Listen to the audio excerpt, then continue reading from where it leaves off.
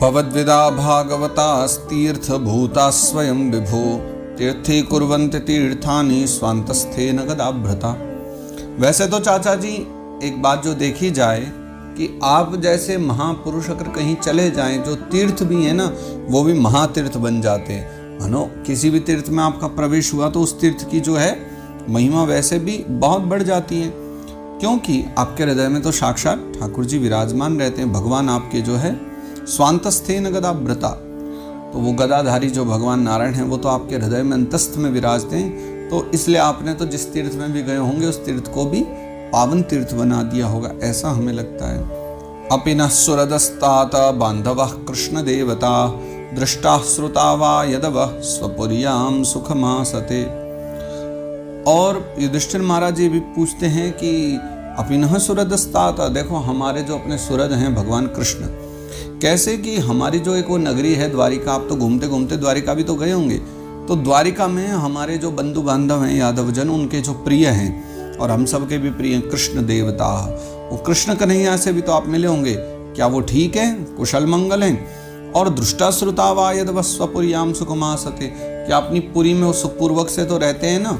तो दृष्टा श्रुता वा, अगर आपने देखा नहीं हो, आप गए ना हो, तो सुना तो होगा, आसपास से निकले होंगे वहाँ द्वारिका के आसपास, तो देखा तो होगा हमारे कृष्ण कन्हैया ठीक तो हैं, द्वारिकानाथ कुशल मंगल से तो है ना, ये भी हमको बतलाइए। इत्युक्तो धर्मराजेन सर्वं तत्समवर्णयत् यथानुभूतं क्रमशो विना यदुकुलक्षयम्।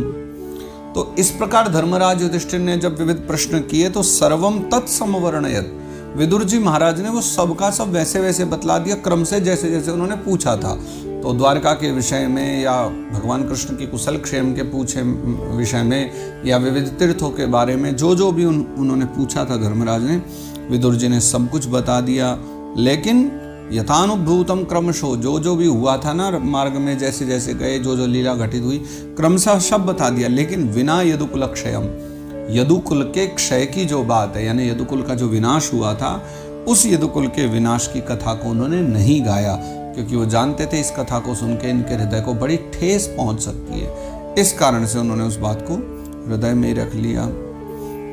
नन्व प्रियम दुर्विषहम नृणाम स्वयं उपस्थितम नावेदयत सकरुणो दुखितान द्रष्टुम अक्षमः।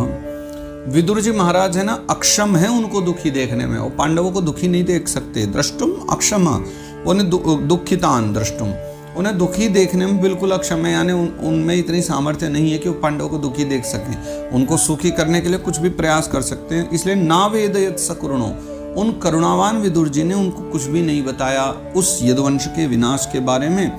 नन्व प्रियम दुर्विषहम, क्योंकि ये है भी बड़ी एक अप्रिय घटना और दुस्सह्य है, इसको हर कोई सह नहीं सकता, तो इसलिए अप्रियम दुर्विषहम यानी दुस्सह है, इसलिए नृणाम स्वयं उपस्थितम, कि कुछ दिनों में तो ये बात वैसे भी खुद पता चली जाएगी, सबको ही पता चल जाएगी यदुवंश का विनाश हुआ है, कोई छोटी मोटी बात तो है नहीं, धीरे धीरे सब तक अपने आप खबर फैल जाएगी। लेकिन अपने मुख से गा करके पांडवों को क्यों दुखी किया जाए, उन्होंने ये विचारा कि जब तक बात छुपी है छुपी ही रहे।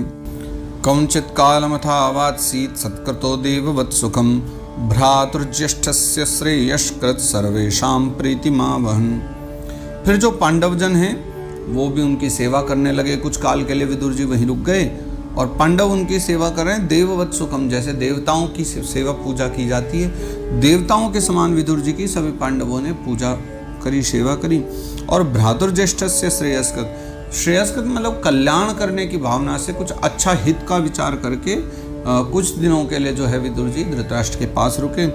और भ्रातृज्येष्ठस्य, वही बचे हैं धृतराष्ट्र, तो उन्हीं का कल्याण चाहते हैं वो, कि वृद्धावस्था में बुढ़ापे में इनका कल्याण हो जाए। तो श्रेयस्कृत सर्वेषां प्रीतिमान, बहुत प्रीति के साथ, प्रेम के साथ वो वहाँ रहने लगे। अबिभ्रदर्यमादंडम यथा वदगकारिषु यावद्दधार शूद्रत्वं शापाद्वर्षशतं यमः। तो देखो ये जो विदुर जी महाराज हैं ये कोई सामान्य व्यक्ति तो है नहीं। सर्वप्रथम बात स्पष्ट लिखा है कि यावद्दधार शूद्रत्वं शापाद्वर्षशतं यमः, वो जो यमराज हैं वही 100 वर्ष के लिए विदुर बन करके अपने शाप का उपभोग कर रहे हैं। और जब तक वो यहाँ पृथ्वी पर ये अपने शूद्र बन करके जीवन यापन कर रहे हैं तब तक उनकी जो पदवी है वो अर्यमा को दी हुई है। और अर्यमा जो है वो 100 वर्ष के लिए उस गद्दी को संभाले हुए हैं और उनके वापस जाने के बाद फिर उन्होंने ही संभाल ली गद्दी। तब तक के लिए अर्यमा लगे थे। तो पूर्व काल में ऐसी चर्चा ना, मांडव्य ऋषि जो एक बड़े ही प्रभावशाली महात्मा थे, उनके यहाँ कुछ चोर चले आए। तो चोरों को जब पकड़ा राज सैनिकों ने तो सोचा ये महात्मा बन करके जो खड़े हैं भी चोर हैं, तो उनको भी ले गए, उनको भी शूली पर लटका दिया। लेकिन जब उनकी मृत्यु नहीं हुई तब राजा ने उनसे क्षमा याचना करके उनको छोड़ दिया, एक श्रेष्ठ महात्मा जानकर। लेकिन उनको राजा से आपत्ति नहीं थी। वो यमराज के पास गए कि आपने मुझे दंड क्यों दिया, मुझे तो अपने जीवन में याद नहीं कोई ऐसा अपराध किया हो। तो मांडव्य ऋषि ने जब यमराज से जाकर के पूछा कि मुझे ये दंड क्यों मिला, मुझे ये जानना है कि मुझे शूली पर क्यों लटकना पड़ा, तो धर्मराज ने कहा कि आपने बचपन में एक टिड्डी को कुशा की नोक से बेंध दिया था, जिससे उसे बड़ी पीड़ा हुई, उसी के कारण आपको ये दंड मिला है जो आप शूली पर लटके।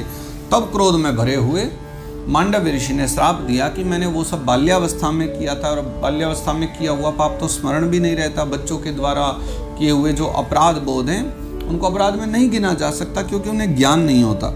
लेकिन फिर भी आपने मुझे बहुत कठोर दंड दिया, इसलिए मैं आपको श्राप देता हूँ, आप 100 वर्ष तक शूद्र योनि में जन्म लोगे, जन्म लेकर के रहोगे, ऐसा मेरा श्राप है। तो वही जो विदुर जी महाराज हैं वो मांडव्य ऋषि के श्राप से शूद्र बन करके आए 100 वर्ष के लिए। और इस मध्य में जो 100 वर्ष का समय था, तो अर्यमा नाम के जो व्यक्ति हैं वही जो है यमराज का पूरा कार्यभार संभाल रहे थे। दंड आदि देने का कार्य अर्यमा के पास था, और अर्यमा फिर 100 वर्ष के बाद हट गए गद्दी से, और फिर से इन्होंने विदुर जी ने जाकर के अपनी गादी संभाली। तो अभिव्रत अर्यमा दंडम, उस समय तक अर्यमा सबको दंड विधान करते रहे। युधिष्ठिरो लब्ध राज्यो दृष्ट्वा पौत्रम कुलंधरम भ्रातृभिर्लोकपालाभिर्मुमदे परयाश्रिया। देखिए, अब युधिष्ठिर जी महाराज को एक तो राज्य मिल गया, लब्ध राज्यो, और दृष्ट्वा पौत्रम कुलंधरम, फिर उन्होंने अपने लोकपालों के समान दिखने वाले जो भाई हैं, भ्रातृभिर लोकपालाभिर, लोकपालों के समान धुरंधर जो उनके भाई हैं, और पौत्रम कुलंधरम, उनके कुल का वंशधर जो पौत्र है यानी परीक्षित। इन सब को देख करके मुमुदे पर आश्रया, उन्होंने जो है वो जो श्री है लक्ष्मी, उसका पालन किया और अपने राज्य का बड़े आनंद के साथ संपत्ति का उपभोग करते हुए वो इस संसार में जीवन का अपने पालन करने लगे, यापन करने लगे समय को। एवं गृहेषु शक्तानां प्रमत्तानां तदीहया अत्यक्रामद विज्ञातः कालः परम दुस्तर। स्वाभाविक सी बात है कि व्यक्ति को जब सुख, मौज, उपभोग, वस्तु, सामग्री, ऐश्वर्य, ये सब कुछ मिल जाता है ना, तब धीरे धीरे वो कुछ सत्यता है जिनसे दूर होता चला जाता है। तो एवं गृहेषु शक्तानां में इस प्रकार से जो है पांडवजन सारे ग्रह में आसक्त हो गए, अपनी गृहस्थी में इतने प्रमत्त हो गए कि वो भूल गए कि काल भी आने वाला है, मृत्यु का भी समय है। तो अत्यक्रामद विज्ञातः काल परम दुस्तर, वो ये भूल गए कि हमारा जो जीवन है वो काल की ओर चले जा रहा है, मृत्यु की ओर जा रहा है, जिसके लिए हमें विचार करना चाहिए। विदुरस्तदभिप्रेत्य धृतराष्ट्रम भासत राजन निर्गम्यताम शीघ्रम पश्येदम भयमागतम। और विदुर जी महाराज ने जब देखा कि सबके सब राजसी उपभोगों में लगे हैं, तो चलो एक बार को महाराज परीक्षित लगे रहे, ठीक है, वो तो बालक हैं, पांडव भी एक बार को लगे रहे तो कोई बात नहीं, वो भी अभी राज्य का पालन कर रहे हैं, सुख उपभोग कर रहे हैं, लेकिन सावधान उनको भी रहना चाहिए। लेकिन ये महाराज धृतराष्ट्र जो है इतनी वृद्धावस्था आ गई है और ये अब भी विषयों में लगे हैं, सुख उपभोगों में लगे, इन्हें तो अपने आत्मकल्याण का विचार करना चाहिए। इसलिए विदुरस्तद अभिप्रेत्य, विदुर जी उनको समझा रहे हैं, धृतराष्ट्रम अभास, धृतराष्ट्र को कह रहे हैं वो कि राजन निर्गम्यताम शीघ्रम पश्येदम भयमागतम। हे महाराज युधिष्ठिर, हे महाराज धृतराष्ट्र, अब जल्दी से जल्दी घर त्याग कर लीजिए, जल्दी से यहाँ से निकलिए, क्योंकि पश्येदम भयमागतम, आप देख पा रहे होंगे अथवा न देख पा रहे हैं, एक बहुत बड़ा भय आने वाला है। भय क्या है? काल का भय, यानी काल आने वाला है। तो उसके आने से पहले अपनी व्यवस्था आपको कर लेनी चाहिए। प्रतिक्रिया न यश्येह कुतश्चित् कर्हिचित् प्रभो स एव भगवान कालः सर्वेषां न समागतः। देखिए, अब वो काल हमारे सर पर मंडराने लगा है। काल भी कौन सा काल? स एव भगवान काल, वो भगवान काल, और सर्वेषां न समागतः, देखो जिसे कभी रोका नहीं जा सकता, जो सबके ऊपर आने वाला है, और प्रतिक्रिया न यश्येह कुतश्चित करहिचित प्रभो, कहीं भी किसी प्रकार से भी जिसकी कोई प्रतिक्रिया नहीं है, यानी काल जब आएगा तो उसको कोई लौटा नहीं सकता, भेज नहीं सकता, वही काल आपके सर पर है, हम सबके सर पर है। तो महाराज आप यहाँ क्या कर रहे हो, आपको तो चलने का समय हो गया है, ऐसा समझा रहे हैं विदुर जी धृतराष्ट्र को।